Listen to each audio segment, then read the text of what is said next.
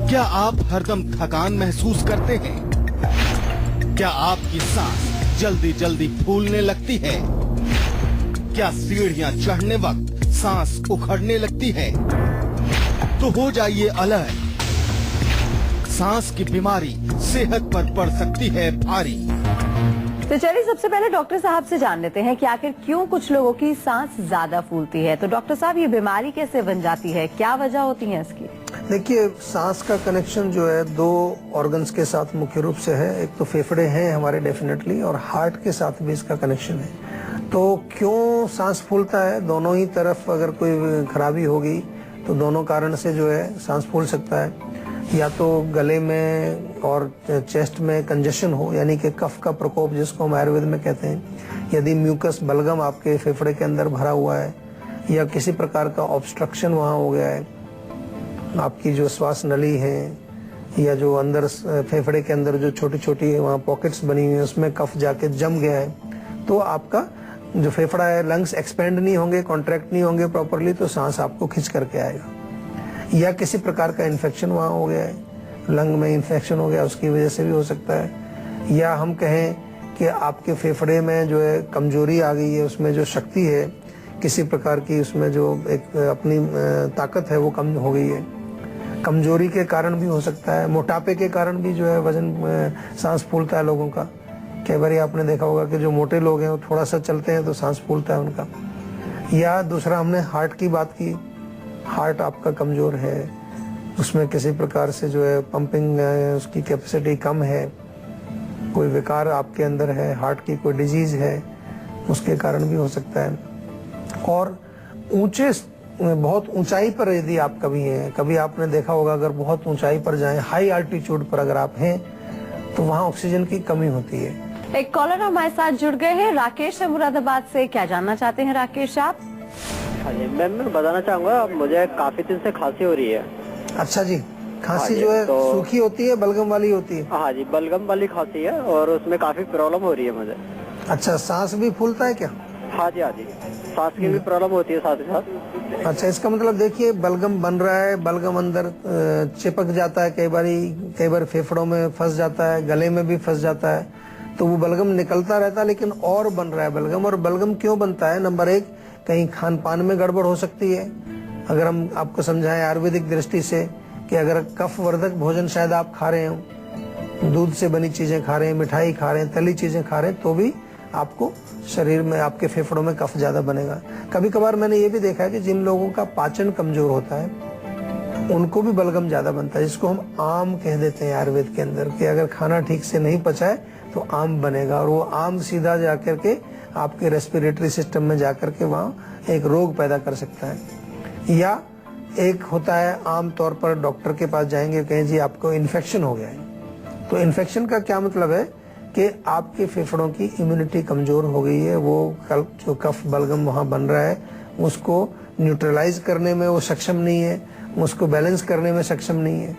तो मैं आपको जो है अलग अलग तरीके से रोग को समझाने की कोशिश करता हूँ, क्योंकि मेरा प्रयास ये है कि रोग को आप समझें और आप ठीक हों।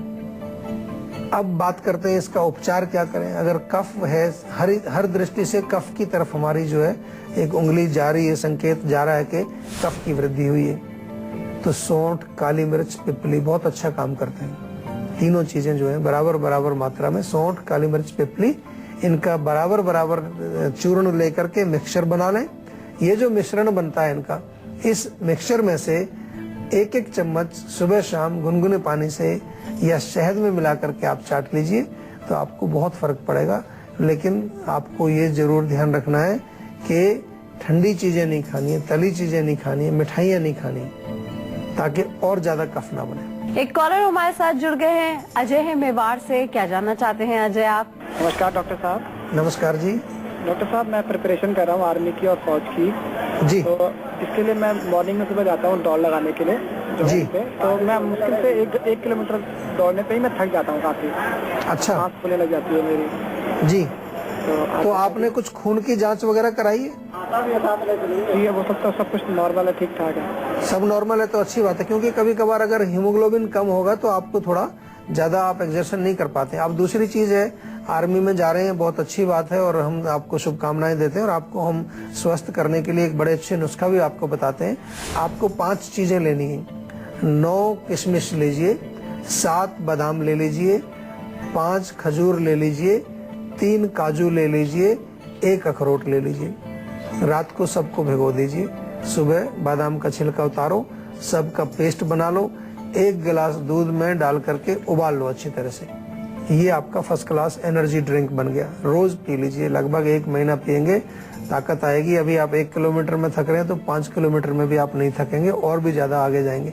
दूसरी चीज जरा ध्यान रखना, इंपॉर्टेंट चीज जो है, शरीर में तिल के तेल की मालिश जरूर करें हर रोज। बहुत बढ़िया चीज है, हम आपको बार बार बताते हैं, लेकिन लोगों को अभी इसके राज का मालूम नहीं है। आप करके देखिए, कितने रोगों को ठीक कर सकती है तिल के तेल की मालिश।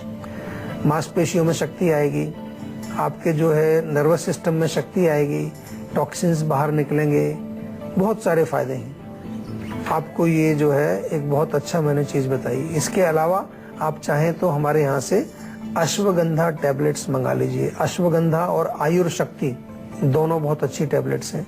इनका सेवन आप करेंगे तो इससे आपके शरीर में शक्ति आती है, अच्छा आपको रिलीफ मिलता है। तो पोषण पर ध्यान देना है। दलिया खाइए, हरी सब्जियां खाइए, फ्रूट्स खाइए, ड्राई फ्रूट्स खाइए, ताकि एनर्जी आए। एनर्जी आएगी तो आपका जो एंड्योरेंस है, यानी कि आपकी जो कार्य करने की क्षमता है, एक्सरसाइज करने की जो क्षमता है, वो बढ़ जाएगी। फिर आप जल्दी से नहीं थकेंगे। जिन लोगों की सांस ज्यादा फूलती है, ऐसे लोगों को किन किन बीमारियों का खतरा डॉक्टर साहब बन जाता है, और जब सांस फूल रही हो तो कब हमें सतर्क हो जाना चाहिए? देखिए, सांस थोड़ी बहुत फूल रही है तो कोई बात नहीं उसका इतना ज्यादा, लेकिन जब सांस बहुत ज्यादा फूलने लगती है, बैठे बैठे भी सांस फूलती है लोगों की। जब आप एक तो चलने फिरने पर तो समझ आता है, लेकिन कई लोग बैठे हुए हैं, बैठे बैठे भी सांस नहीं आती, तो ये एक गंभीर विषय है। तो बीमारियां क्या क्या इसमें हम गिन सकते हैं, बहुत सारी बीमारियां। सबसे पहले तो अस्थमा, आपने सुना होगा, दमा जिसको कहते हैं। दमा अगर हो जाए तो सांस फूल सकता है।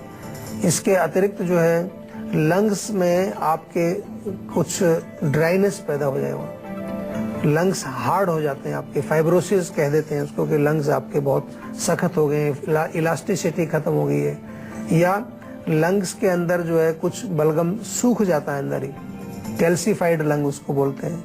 बहुत सारी बीमारियां हैं जो कि लंग्स से रिलेटेड हैं, फेफड़ों से रिलेटेड हैं, जो कि आपने नाम सुना होगा, जैसे कि एक बीमारी होती है कि अंदर छोटी छोटी गांठें बन जाती हैं, सार्कोडोसिस ऑफ लंग उसको कहते हैं, वो एक बीमारी हो जाती है। इसके अतिरिक्त जो है लंग्स में और बलगम बहुत ज्यादा फंसी हो, ऑब्स्ट्रक्शन वहां हो जाए, सीओपीडी डॉक्टर लोग एक बीमारी का नाम लेते हैं, या प्लूरल इफ्यूजन, यानी कि लंग्स की जो बाहर की जो मेम्ब्रेन्स हैं उसमें कोई पानी भर जाता है, कुछ वहाँ पर स्वेलिंग हो जाती है, इन्फ्लेमेशन वहाँ हो जाती है।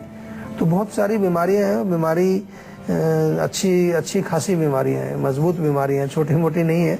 तो फेफड़ों को स्वस्थ रखने के लिए कभी आपको छोटा मोटा सांस की तकलीफ अगर है तो आज ही आयुर्वेदिक दवाइयां शुरू कर लीजिए, बिल्कुल, इससे पहले कि वो बहुत ज्यादा कोई वहाँ सीरियस रोग हो जाए। इसी तरह से हार्ट का भी इसमें मसला है कि हार्ट की कोई बीमारी हो, आपको एरिथमिया हो गया है, या आपको जो है मायोकार्डियल इन्फार्क्शन हो गया है, कई तरह के नाम हैं बीमारियों के हार्ट के, जिनके साथ भी आपको कार्डियक अस्थमा एक होता है कि हार्ट की वजह से आपको अस्थमा हो जाता है। तो ये बीमारियां जो हैं ये हमारे सांस फूलने को एक रोग में कन्वर्टेड, एक हम उसकी स्थिति मानते हैं कि अब जो सांस फूल रहा था वो एक रोग बन चुका है और उसका प्रॉपर उपचार आपको आयुर्वेद में कराना चाहिए, बिल्कुल कराना चाहिए, जल्दी से जल्दी। ऐसा नहीं कि बस वो पंप ले रहे हैं जी, सुबह कुछ तो कहते हैं जी एक बार सुबह लेते हैं एक बार शाम को लेते हैं, काम चल रहा है। इससे काम चल रहा है अच्छी बात है, लेकिन रोग की जड़ को पकड़िए। कुछ लोग तो कई बार ले लेते हैं दिन भर में इनहेलर, कुछ नेबुलाइज करके चल रहा है उनका, रोज नेबुलाइजर उनको लगाना पड़ता है। तो ये पूर्ण रूप से रोग को समझ करके उसका उपचार करना बहुत जरूरी है। और अब बारी है आज की संजीवनी की, जिसमें डॉक्टर चौहान आपको बताने वाले हैं ज्यादा सांस फूलने की समस्या से बचने के क्या हैं अचूक नुस्खे। तो डॉक्टर साहब, कैसे हम बच सकते हैं सांस फूलने से? देखिए, फेफड़ों को मजबूत रखना है और कफ को जो है बनने नहीं देना है। मेथी और सौंठ का पाउडर बना लीजिए। मेथी और सौंठ का पाउडर मिक्सचर बनाइए, एक एक चम्मच सुबह शाम शहद में मिला के खाइए, बहुत फायदा करेगा। जीवा से च्यवनप्राश मंगा लीजिए आज ही, फोन करके ऑर्डर कर दीजिए, आपके घर आ जाएगा। उसमें क्या करना है, एक बड़ा चम्मच सुबेरे, एक बड़ा चम्मच शाम को। फेफड़ों के लिए बहुत मस्त शक्ति मिलती है, बहुत बढ़िया चीज है, मस्त टॉनिक कहें तो फेफड़ों के लिए च्यवनप्राश है, बहुत अच्छा काम करता है। इसके अतिरिक्त सीजन में आपको सहजन की फली होती है, सहजन के पत्ते भी मिलते हैं, उसका सूप बना करके आप पिए, बहुत फर्क पड़ेगा।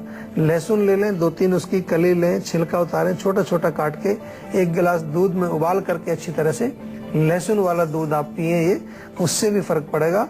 और मुलेठी का काढ़ा बना करके पिए। मुलेठी की लकड़ी होती है, कूट लीजिए, थोड़ा सा 1 चम्मच से थोड़ा ज्यादा 1 गिलास पानी में डाल करके भिगो दो रात भर, सुबह उसको अच्छी तरह बॉईल करो, आधे से भी कम उसको आप पिए, तो उससे आपको कफ पतला होकर निकलेगा। कभी कभार उससे अगर थोड़ी कफ की वॉमिटिंग भी निकलती है, म्यूकस निकल जाता है, कोई घबराने की बात नहीं, तो उल्टी के माध्यम से भी कई बार कफ निकलता है, तो उससे आपको रिलीफ मिलेगा। डॉक्टर साहब ने आपको ये तो बता दिया है कि सांस फूलने से कौन कौन सी बीमारियां हो सकती हैं और कितना खतरनाक हो सकता है सांस फूलना, लेकिन डॉक्टर साहब सावधानियां क्या क्या बरतनी चाहिए अगर हमारी सांस ज्यादा फूल रही है? देखिए, लंग्स को हमें अगर अच्छा मजबूत रखना है तो सबसे पहली चीज है कि पोल्यूशन से बचें, केमिकल से बचें।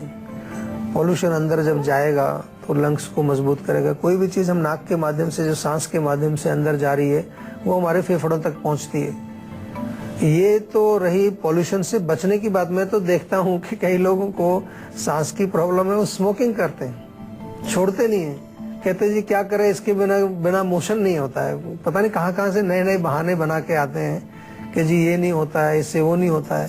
पहले ही फेफड़े आपके बेचारे इतने दुखी हैं, उसमें और जब सिगरेट का धुआं घुसा रहे अंदर, तो इससे बचना है। और सबसे इम्पोर्टेंट चीज है कि फेफड़ों में जो कफ का वृद्धि हुई है, वो कफ नहीं बढ़ाना हमको। मिठाई, तली चीजें, बहुत ज्यादा जो है गरिष्ठ भोजन जिसको हम कहते हैं, कई लोगों को खटाई से भी प्रॉब्लम हो जाती है।